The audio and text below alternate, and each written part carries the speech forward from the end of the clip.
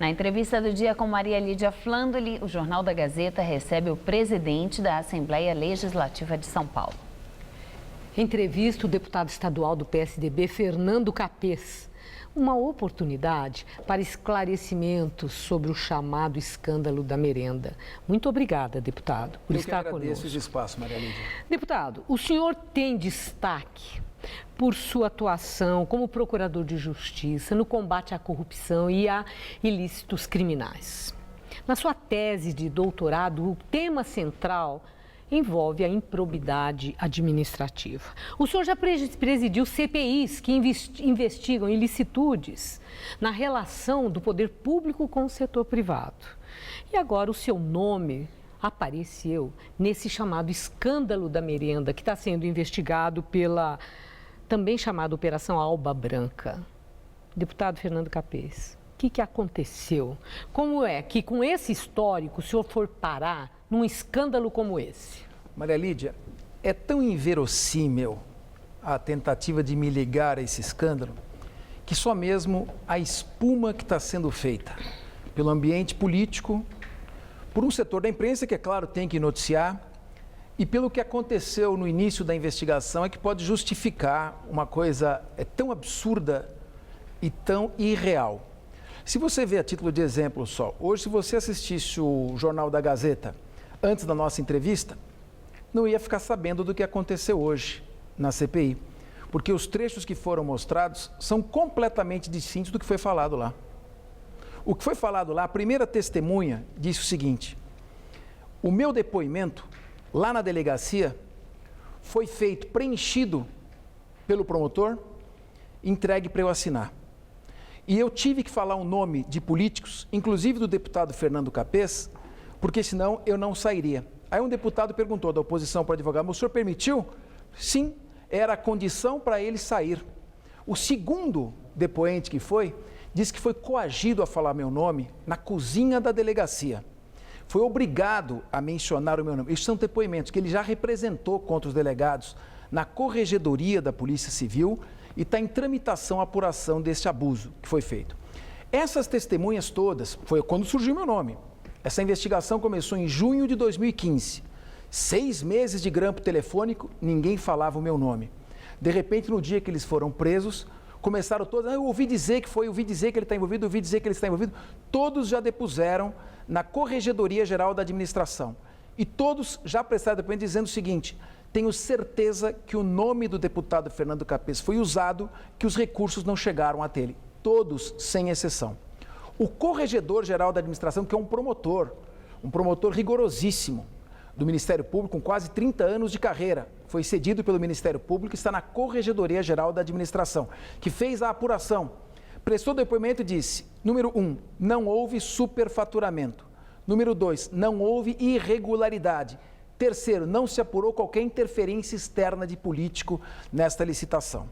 Então, em primeiro lugar, está sendo feita uma divulgação e uma exploração do fato que não guarda qualquer relação com as provas. Bom, eu quero prosseguir.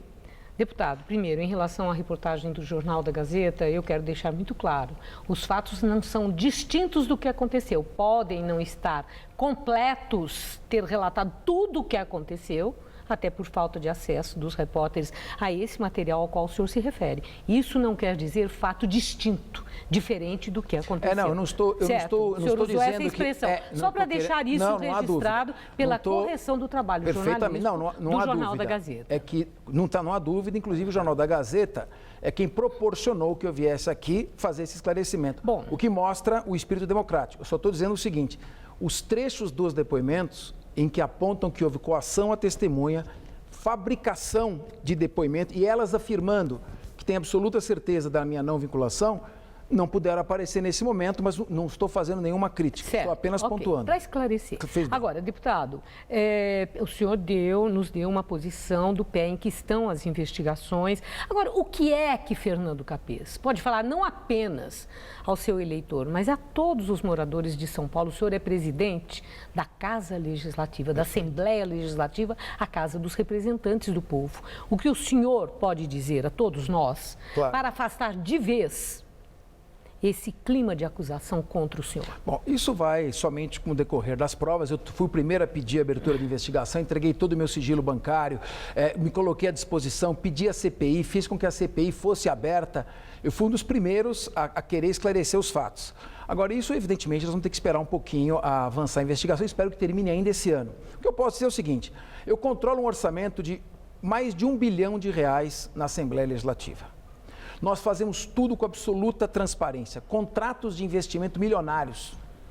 Nós temos R$170 milhões para investir nos mais variados segmentos, informática, todos feitos com pregão eletrônico, preço mínimo, com ampla transparência, ampla renegociação. Tem promotores que me assessoram, cuidando da Secretaria-Geral da Administração de cada contrato. Em um ano, nós votamos 70 projetos de lei. Não exigimos do governador pagamento de R$0,01 de emenda parlamentar. Mas no caso, de maneira que, em primeiro lugar, de maneira que eu posso dizer que é absoluta lisura. Se eu fosse desonesto e quisesse aprontar alguma coisa, não seria roubando dinheiro de merenda, em primeiro lugar. Agora, do caso específico, o que acontece? Duas pessoas, uma que esteve no meu gabinete em 2011, bem direto ao ponto. Uma que esteve no meu gabinete em 2011. Assessor do senhor. Que esteve assessorando no meu gabinete. Sim. E um outro, funcionário de carreira de mais de 40 anos de Assembleia, que foi, por esta pessoa que esteve no meu gabinete, indicado para trabalhar e prestar serviços no meu gabinete. Essa pessoa não tem nenhuma relação de confiança comigo, trabalhou lá. Durante a campanha eleitoral, esteve sozinho no gabinete, eu estava fazendo campanha, foi lá que ele recebeu a visita de um lobista e lá que, segundo consta, foi celebrado um contrato de prestação de serviços e que teria sido passado um cheque. O senhor já relatou isso. E agora, não deixa de ser intrigante a vulnerabilidade do parlamentar. Como é que um funcionário, como o senhor está explicando, um assessor modesto, que tem acesso, entrada livre, acesso aos seus telefones, a ponto de poder usar, como o senhor relatou, o seu nome para a celebração desses contratos em seu nome. Ele não celebrou em meu nome. O que acontece? A minha pergunta é, o que acontece, deputado, para tamanha vulnerabilidade? O parlamentar dorme no ponto, não tem controle, ou de fato todos os parlamentares lá da Assembleia podem passar por uma situação dessa? Maria Lídia, as pessoas são assessores. Eu tenho assessor na presidência. Eu não consigo vigiar o que cada pessoa está fazendo a cada minuto.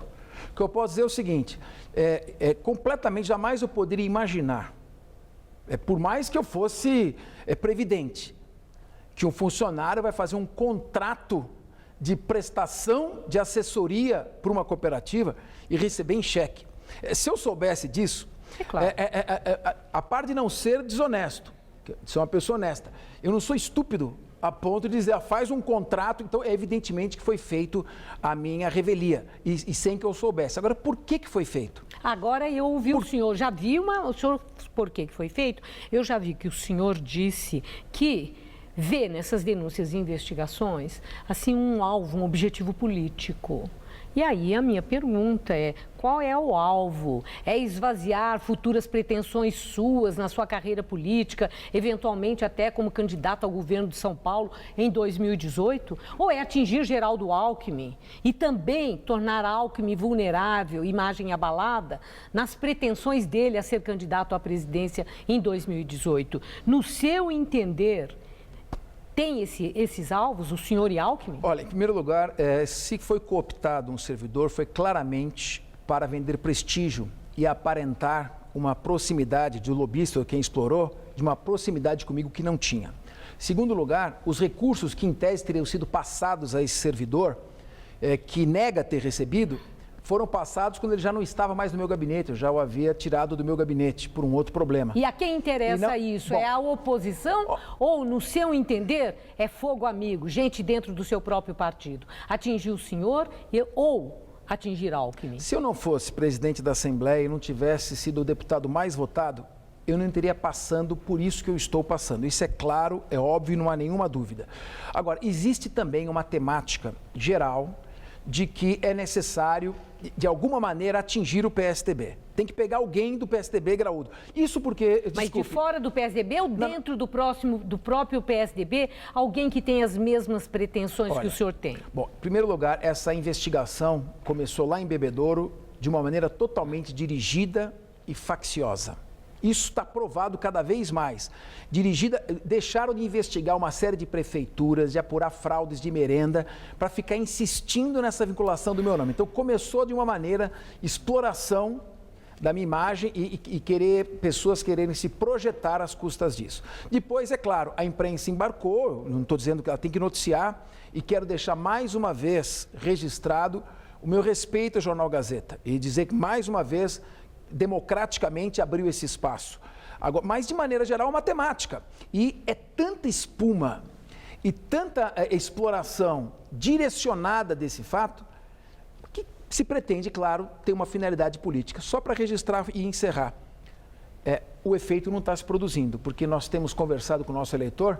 Eu gravei 11 vídeos na internet para conversar, alcançamos 2 milhões de pessoas. Então, se alguém está querendo desgastar a imagem, não vai ser tão fácil e com uma fraude tão fabricada como essa.